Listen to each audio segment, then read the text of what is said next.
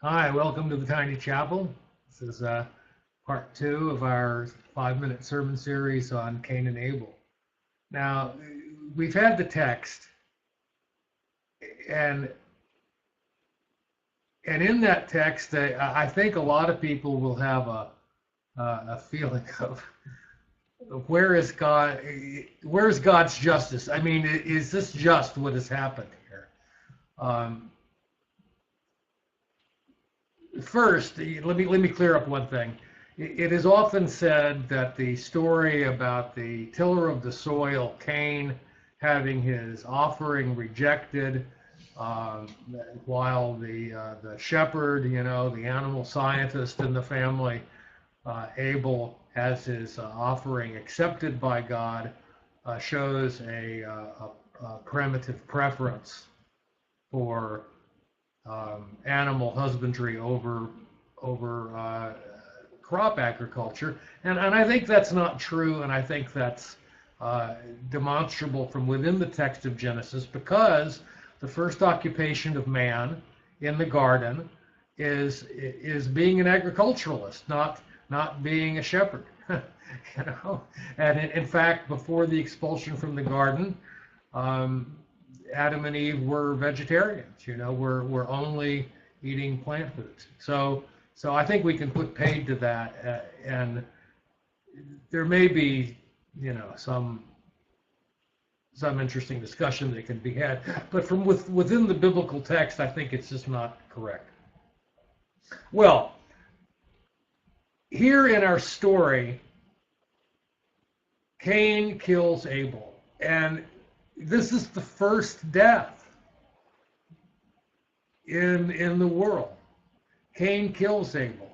And why doesn't God, an eye for an eye? Why doesn't God kill, right? Why doesn't God kill Cain?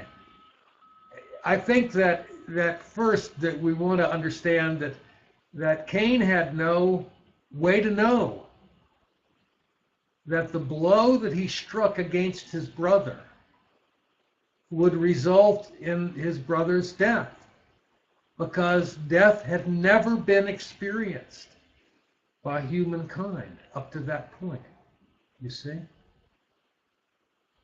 So it wasn't good, obviously. It wasn't good, and it was motivated by feelings that we are warned against this sort of anger and jealousy. But in fact, he didn't have any way to know that it would kill his brother, and therefore his exile is just, and also therefore that his occupation, you see, is taken away from him as a tiller of the soil. Now we're told that he will become a ceaseless wanderer on the earth, and that the soil which he formerly tilled would no longer yield its strength to him. So he becomes, a vagrant, you know, um, and that's his punishment. And he has a mark upon him that others may not kill him. But I think that we can see that there is justice in the Lord's act, and also life must go on. People must learn not to kill each other, and they also must learn that if you strike another, it may kill them. And that is a very good lesson for us today, ladies and gentlemen. Now, the other thing that I think cries out from the text is that the whole occasion of this act of violence, evolves from an act of religious observance. How ironic, eh?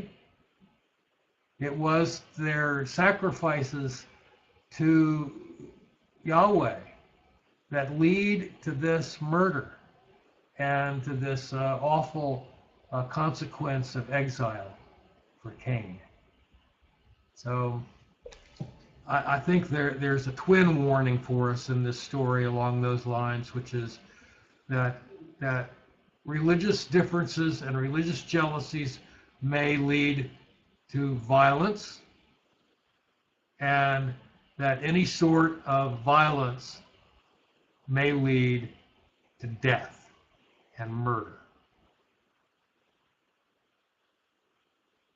Good message for today, my friends. Thanks for joining me in the Tiny Chapel. Remember, it's all okay. See you next time. Bye-bye.